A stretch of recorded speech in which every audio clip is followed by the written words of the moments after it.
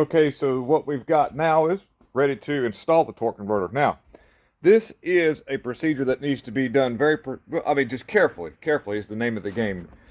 Um, this has been a downfall of some of the shade treers, but not getting the torque converter in all the way and causing damage to the front pump because it needs to spline up several times. Oh God, let's see if I can get in there. Let me flip this not telephone. So, looking down inside the torque converter, you're going to see several sets of splines there. And you see the bigger set, then you see another set that's medium size, and at the very inside there you see a little teeny weeny little way down in there. That's another set of splines that actually is stationary because that is what turns the front pump.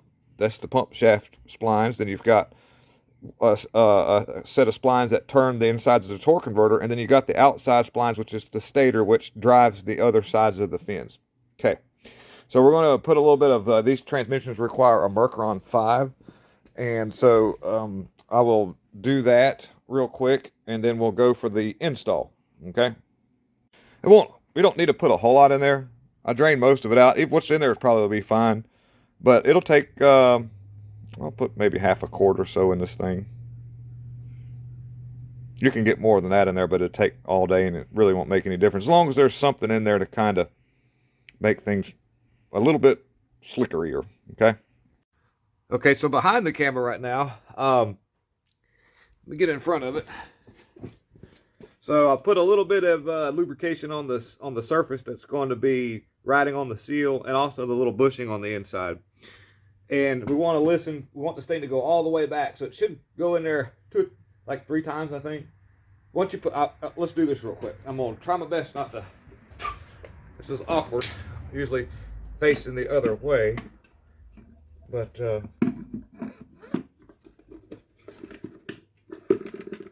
not quite, I don't think it, did it go all the way in that easily? If it did, kudos. I don't think it did, that little bit of fluid leaking out is normal. That's where I fill the torque converter up. I think it'll go back a little bit more. I'll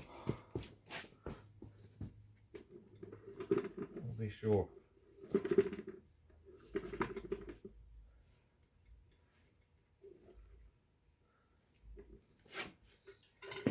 If it's in, it's in, but you really want to make sure it's all the way back. And I want to show you when I go, there'll be a full-length video of this, and you'll actually see one of the things I do to be sure I'm not jammed up.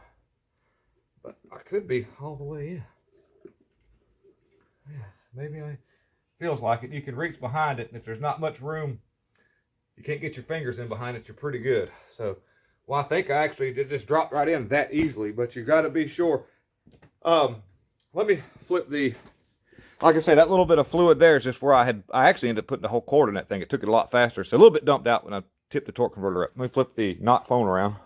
So in case you don't watch the whole full-length video that I'll put together and put up later, when you install the transmission and you get the little fin or the studs lined up with the flywheel flex plate, you'll want to grab the stud. I know, lefties, don't get too excited, but even in the hole of the flex plate, there's a little bit of room to give. So you should be able to take and grab the stud with no nuts on it, and go ding ding ding ding ding ding ding. That's after you've got the transmission installed, and you carefully tighten the bolts down to make sure it's seated up properly. As you're doing that, make sure nothing jams up right here just by grabbing the stud and just kind of turn. You can grab it here too, like ding ding. You should be. If it won't move, then there's a good chance you may have something jammed up. Now, a rule of thumb is to, maybe if you see rust on this, clean that with some emery cloth. And the same thing for the back of the crankshaft where that lines up in the back, because you want that to be free. You know, you want it to slide in, but you don't want it to be locked on your rust and giving you a false sense of,